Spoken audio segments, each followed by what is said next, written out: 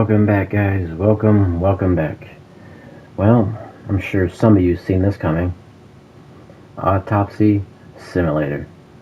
It was a long time coming. I wanted to show this game way back, and I finally got it. And I'm going to be reviewing this with you guys. But real quick, I want to say something. So, before I was doing this game, there was another game I was recording called Death Motel. And I didn't realize this until 3 tries of the recording. It would not record, and I searched high and low to reasons why. I thought it was my fault on my end. What was wrong was the developer did not want his game to be broadcasted. So I wasted 2 hours trying to get that game. I mean, I beat it. I did everything. It would not record. So I was pretty frustrated. I'm still a little annoyed by that. But that aside, let's try out Autopsy Simulator. We will do the story mode. Let's dive right in.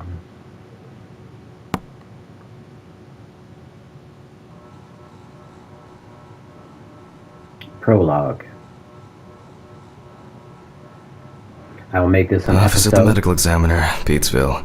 Dr. Jack Hadman is speaking. How can I help you? Good evening, this is Kate Brooks. I'm not sure if you remember me. A few weeks ago, we talked about an article I'm working on. It's about your wife. I dropped by last Friday to speak to you, but you weren't working at the time. I asked the security guard to pass on a note for me. I would like us to discuss the topic of... I thought I had made it painfully obvious for the last time. No! Please don't call me again and stop inquiring about my wife. Painfully. Damn journalists. They don't let me work. God damn it. I'm not in the best frame of mind to record a lecture for my students now. I'm feeling completely broken. Where did I leave my meds this time? Yeah. Stephen didn't clean up after himself again. So that's not ours. We don't smoke. Okay, got it. Noted. What's this? Journal. What's this? Okay. Hi, this is Kate Brooks, a reporter for the New Orleans Weekly. I couldn't find you at home. I'm starting to suspect you are avoiding me. Duh. Mr. Hammond, anyway, as you know, we'd like to write an article commemorating your wife's achievements. We would be delighted to talk to you about it, along with the note. I'm also leaving my business card. I hope to find you at home or at the office. Regards, K. Brooks. Okay. Okay. Those are the notes, right? Can we turn this off? It won't be needed for the next few months. Right. Wednesday. It's not my favorite day, although it's certainly better than Monday. Hump day. Yeah, it's close to the weekend, right. I guess it was in another life. That's your wife, huh? Okay. Why do we have a pointer here? What's this? Okay. Coffee? Awful. It would be good to finally repair the coffee machine. Right. Okay, let's see. Red apple.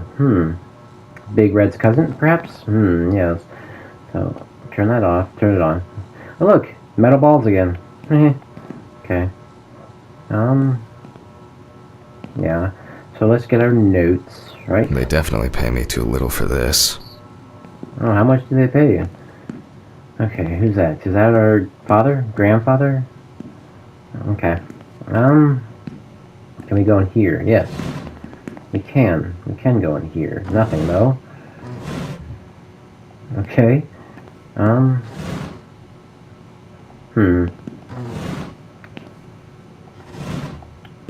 I don't think we can duck, can we? No, I don't see anything like that happening. A lot of magazines. Alright.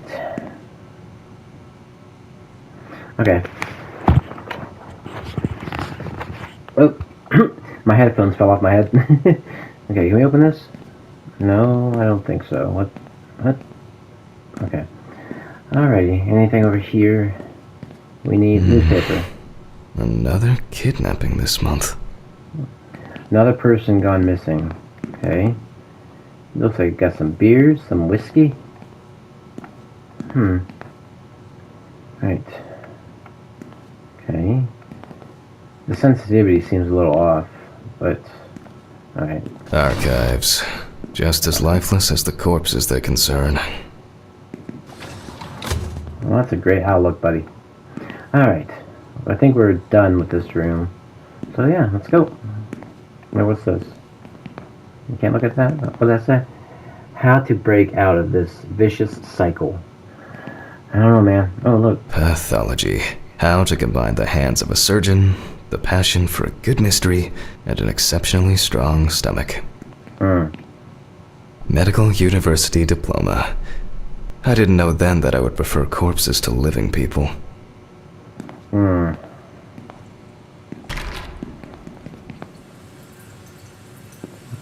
What? What's that noise? Why does it seem like water? Okay, time to pull myself together. And get back to work. Get back to work. I need to set up the camera first. Okay. Yeah, water is running. Okay. Only useful when I need to clear leaves from the gutters. But why in the bathroom? Yeah, why? Why? Wait. What? Brush. Okay. Right. Alright. The mirror? You do anything with the mirror? No. Okay, dokie. Alright, let's close that.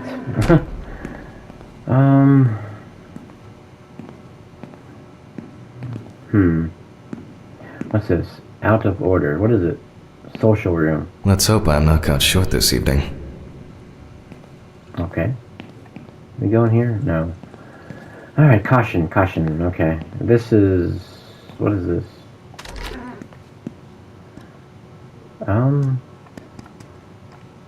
Oh, I geez. don't see any need to mess with the electrics. They are flaky enough as it is. Yeah, you're going to eventually, though, because... Isn't that right? Oh, here it is. Oh, can we... Okay. Now remember, Jack. Don't forget, hit the record button this time. Yeah, voice acting is... something else. Okay. Okay. Alright, out of order. Again. But the word is, the lab will be open tomorrow. Will it? I don't know. I thought this was our lab. Hopefully the new tripod is going to hold up. Oh, right. Tripod. Oh! Okay, so it is blurred out. That's good. Okay. Huh?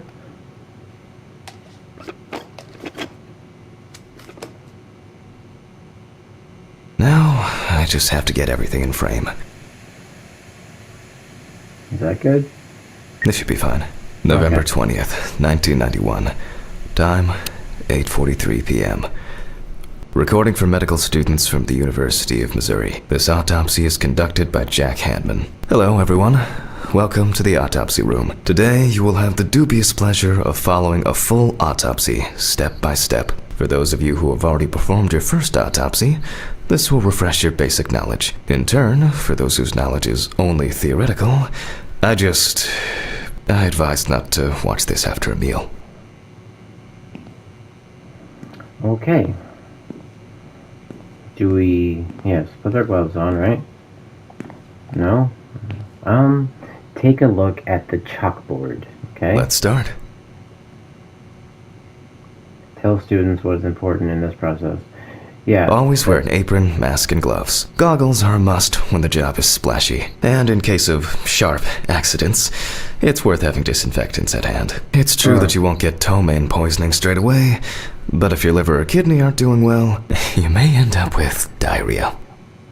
Diarrhea. Okay. The cadaver is placed on its back on the autopsy table. The pathologist stands on the right of the deceased. Make sure that all the necessary tools are always at hand so that you don't have to run around looking for something like I do all the time. Mm.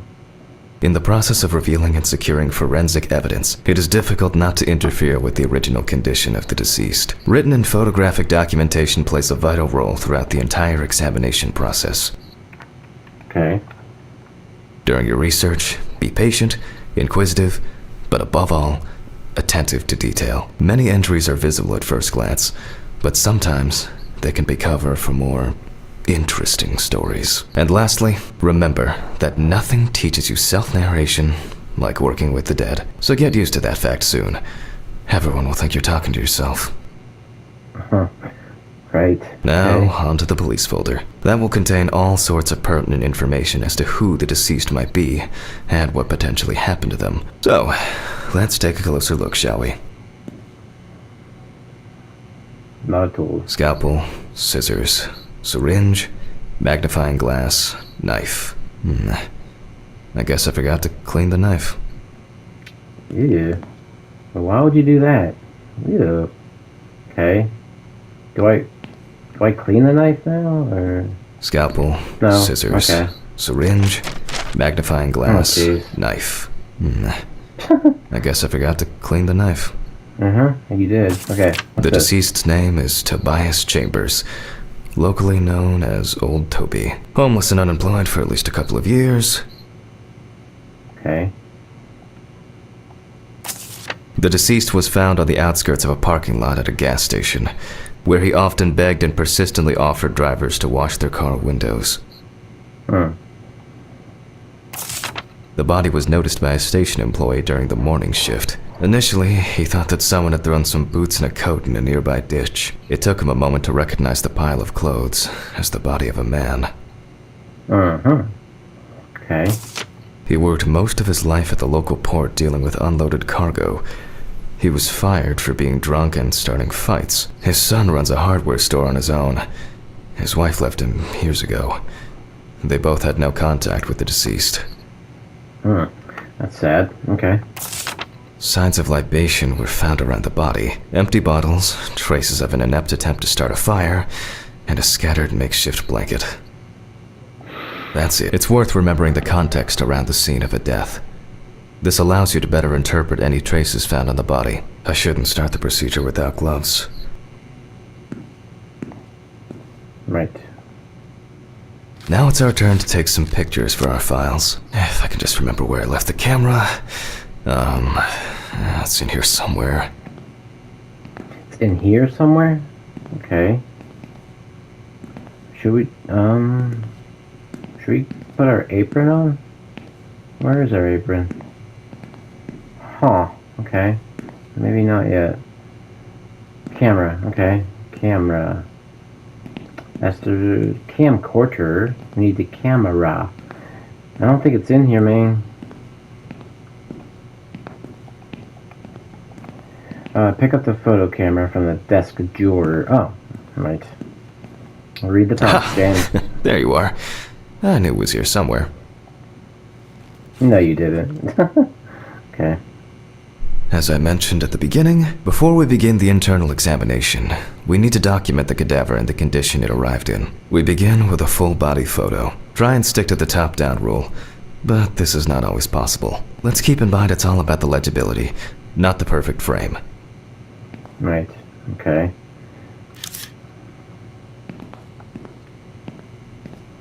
Is that right here? Take photo. Voila! Now we move on to the next step, looking for traces. Take your time. Look at the corpse from different sides, from different angles, up close, and from a distance. You're looking for anything out of the ordinary. Right. I'd say that's out of the ordinary, right? No? Oh. Hardened hands, worn out by physical work, and frostbite? Oh, we can zoom. Okay. Some wounds in the feet and signs of frostbite, probably because the subject's shoes were too small. Huh. Right. No, that's not a photo? Huh. You would think that would be something. Okay.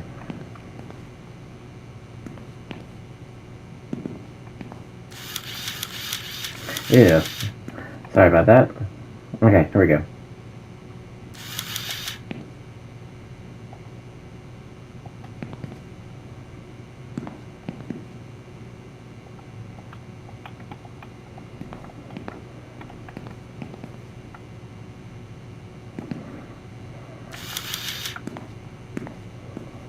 Okay.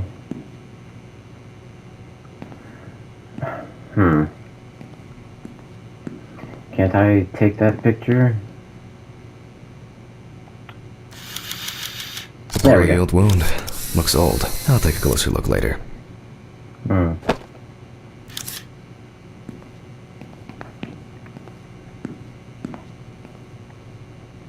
we go.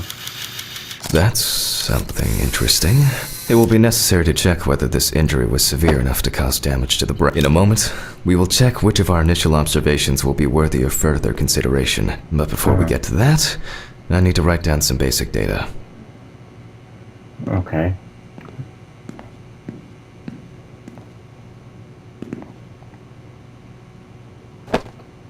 Head. Feet. Stomach. Old wound. General. Hand. Okay. Perform the autopsy. Alright. What are we doing? Scalpel, scissors, syringe, magnifying glass, knife. I guess I forgot to clean the knife.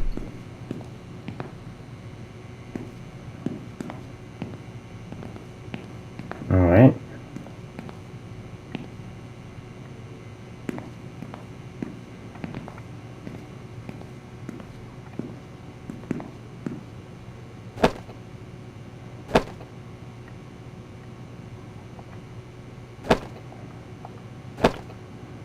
Get started.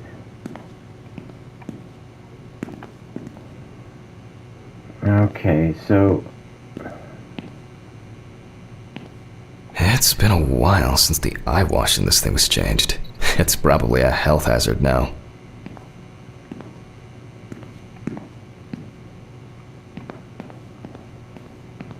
I wasn't sure it would amount to anything, but the World Wide Web has been a blessing for speeding up my work.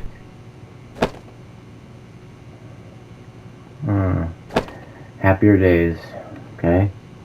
Some of my previous cases, a reminder of more prosperous times.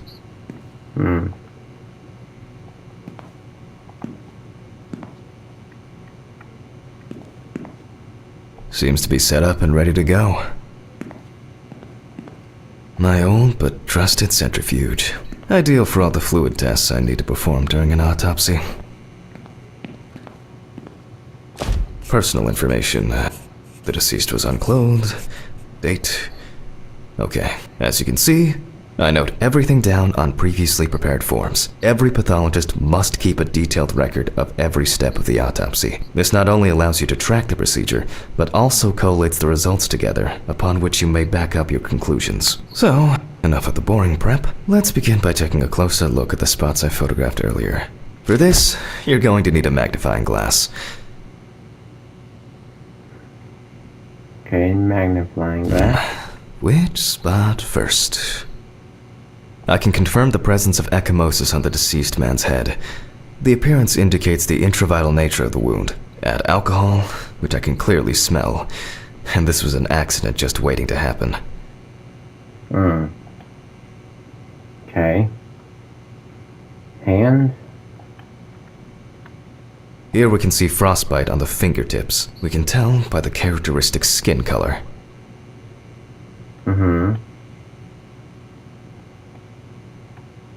It looks like a burn mark. No doubt painful, but it's not pertinent for this case. Now it's footsoos. Definitely a painful mix of frostbite, abrasions, and blisters. Old Toby had been wearing shoes too small for him for a very long time. That's if he wore any at all. So far, there are a lot of superficial wounds, but only one serious injury to the head. Let's go back to our notes.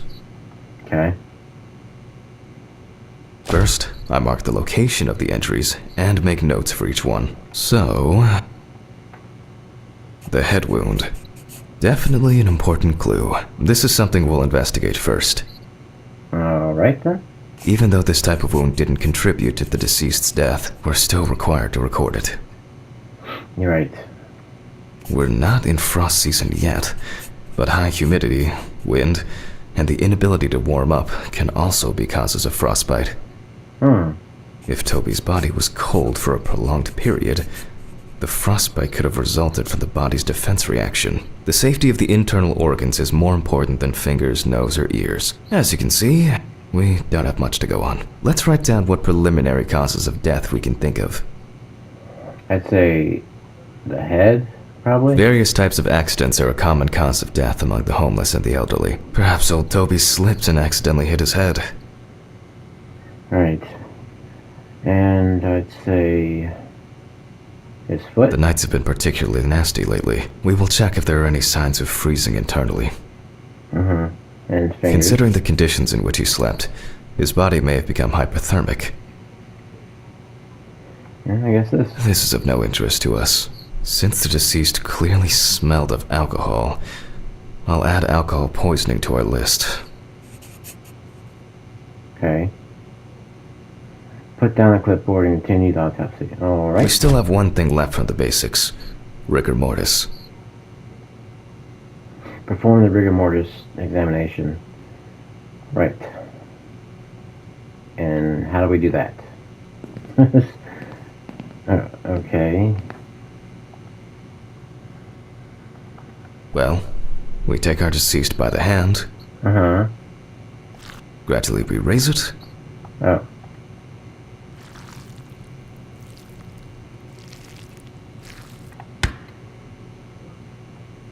Okay.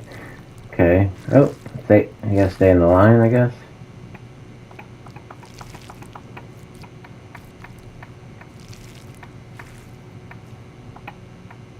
Now let it go. As you can see, the hand falls loose. What's the conclusion? Death must have occurred more than 72 hours ago. The police information appears correct.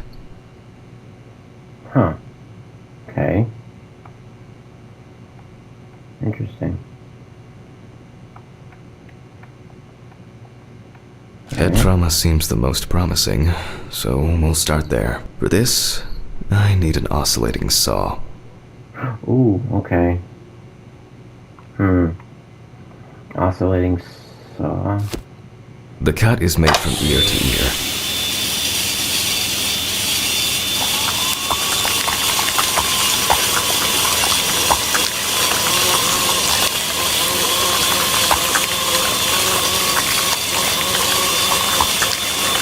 After which, we remove the skin and the top of the skull. Okay. After the basic examination, we can see that the brain's cerebral gyri in both hemispheres are symmetric. The brain looks good. Let's take a cross-section. Jeez, jiggly. Okay. Some pathologists prefer to examine organs without removing them. However, for me, it's much more convenient to examine them on a board, which we'll do now. Alright then.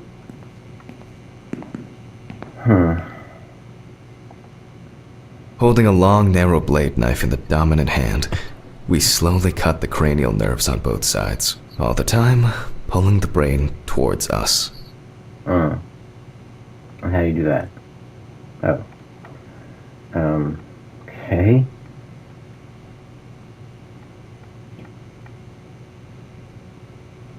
Just follow the line. I do apologize if this is too graphic for most people. You were warned. So far, so good. The hematoma seems to have had no effect on the brain. Right. Return to the autopsy, okay? We can rule the fatal accident out as well. Include fall as potential cause of death. Okay. Brain is in good condition, so we have no choice but to proceed to the internal examination of the other organs.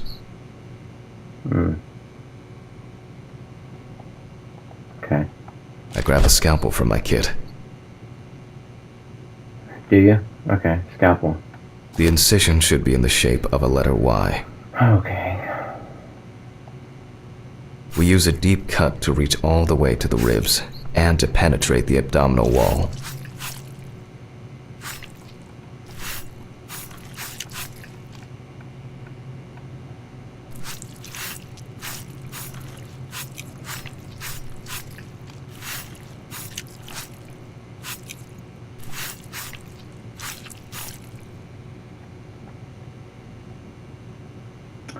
Okay. Alright, now we peel back and separate the skin.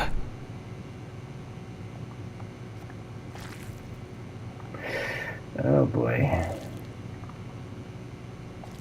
Now, we need to remove the ribs. We'll need the loppers for this. Loppers. Okay. Quite a satisfying crunch, for some anyway. After removing the cartilage tissue, we instantly notice two things. Firstly, there is no congestion of the internal organs. This means that although the deceased was hypothermic, it didn't kill him. Secondly, the deceased smoked like a chimney. So, we should take a closer look at those lungs. Right. Begin through the lung analyst by examining the organ. Okay. We can see widespread black and tarry deposit. Despite the tragic condition of the lungs, they are not the cause of death. Alice smoked too. It didn't kill her, but... what was I talking about? Lungs. Yes. Advanced inflammation. Okay.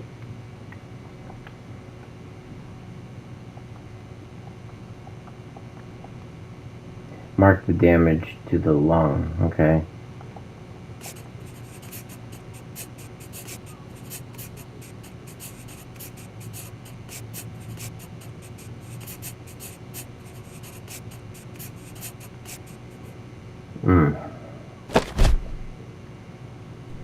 What now? The syringe. Now's a good time to collect some samples. Okay. Specifically 3. From the eye, the heart, and the bladder. I'm interested to see the concentration of alcohol in the body. Vitreous humor analysis is very useful in indicating long-term alcohol abuse. 5 milliliters from the left ventricle should do it. Okay. Left on the bladder, we draw about 10 milliliters of fluid. Now we take our samples to the centrifuge, but before I do that, I need to find my notebook. My dyscalculia means that I always double-check the settings. Please excuse me while I run and fetch it. Yes, excuse me. While I go and throw up. Okay. Retrieve the notebook from the office with the necessary values to run centrifuge. Okay. Is that it? This whole thing is covered in stains. I should check this out under the microscope sometime. Who is this actor who's doing the voice? It's funny. Very funny. Okay. Let's get back to the examination. We put all of the samples into the rotor. Right.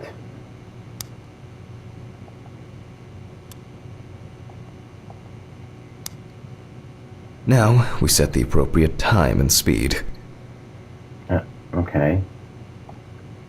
I don't know the appropriate time and speed. Notes? Okay, so time 15 minutes, speed 70%. Okay. Time 15, and 70%. Okay, let's roll. Let's roll.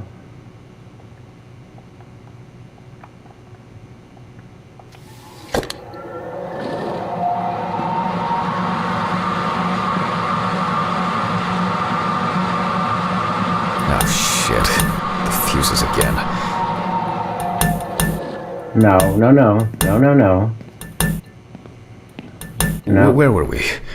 Oh yes, the okay. blood alcohol concentration. Let's see what we've got here. Everything's separated as it should.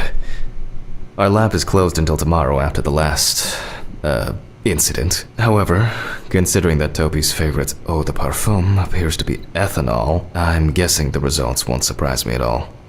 Uh-huh. Okay. Rotate. Let's go further. We will now focus on the cardiovascular system, specifically the heart. Right. We remove the organ and examine it closely. We look for dark hypoxic areas, clots, or other elements that stand out as abnormal. Okay. Right there? At first glance, the heart looks fine. The pulmonary trunk and aorta seem to be in good condition. There are no pathological changes that would have contributed to Toby's death.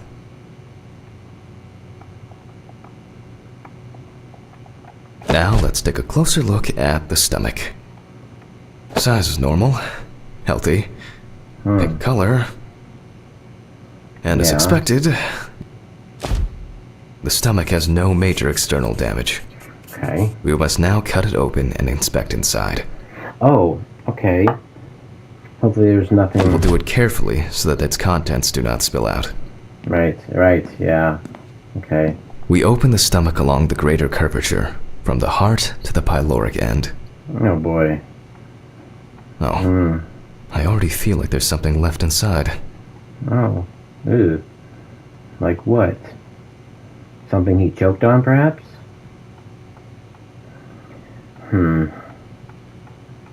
They also have a relaxed mode with this where you just be a small town coroner doing autopsies, one after another. It is recommended, they say, to do the story mode first, then do that, so you know exactly what you're doing, because I have no clue. Alright. Okay, large amount of gas, small amounts of yellow, grayish food content, resembling some kind of meat. Either our deceased hadn't eaten in days, or the bulk of his stomach had already found a way out. Looks like I'll have to find the missing contents. Okay. There are two ways here. One is obvious, and the other is... It couldn't have been suffocation, could it? I'll add this to the list and move on to the deceased's neck. Asphyxiation. Huh. At first glance, the trachea looks normal. Same result as with the stomach. The external inspection doesn't tell us anything. This time we'll cut on a tray. Okay. While cutting such a small organ as the trachea, we must make a precise incision. To be able to cut with the very tip of the blade, we must hold the scalpel as we would a pen.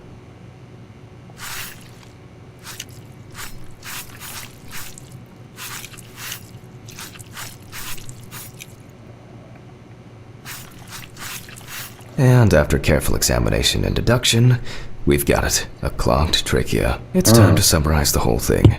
Okay. Return to the autopsy, okay? Based on the report and preliminary documentation, it's safe to assume that the deceased passed out after consumption of alcohol and then fell asleep on his back. Then, the gastric contents refluxed and flooded the airways, causing death. Cause of death. So alcohol. That's why we don't forget about the recovery position at dorm parties. No, choking. Okay. Large amount of alcohol, it concentrates suppressed signals in the brain that control the gag reflex, leading to choking. Oh, okay. Right.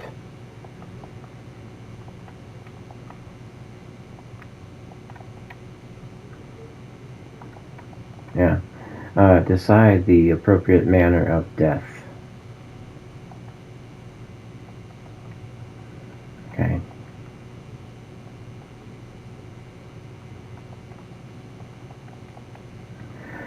So, accident? And now it's all clear.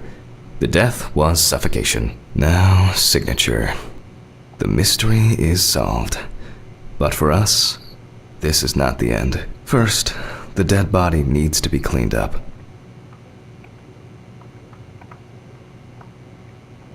James.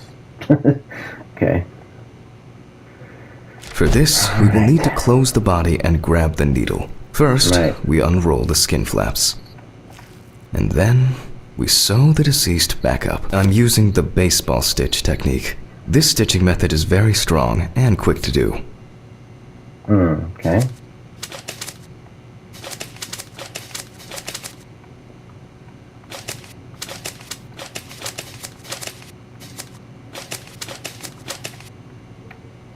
Beautiful.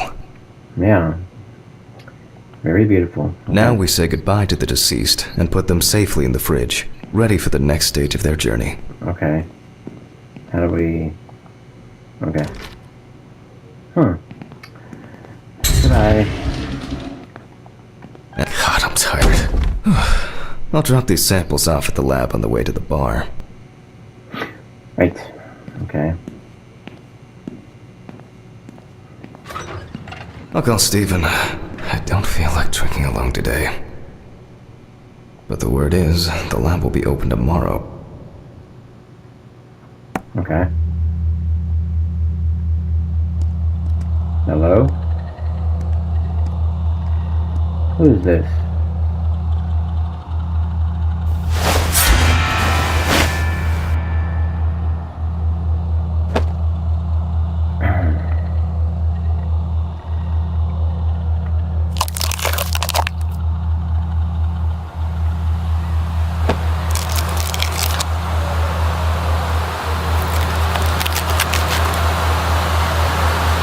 What?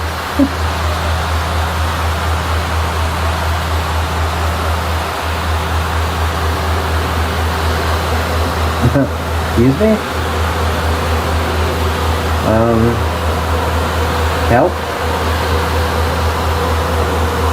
Yeah. Can we do anything?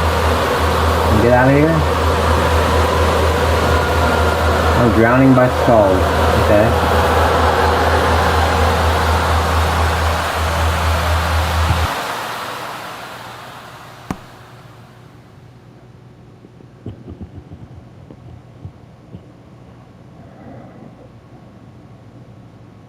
Forgive me.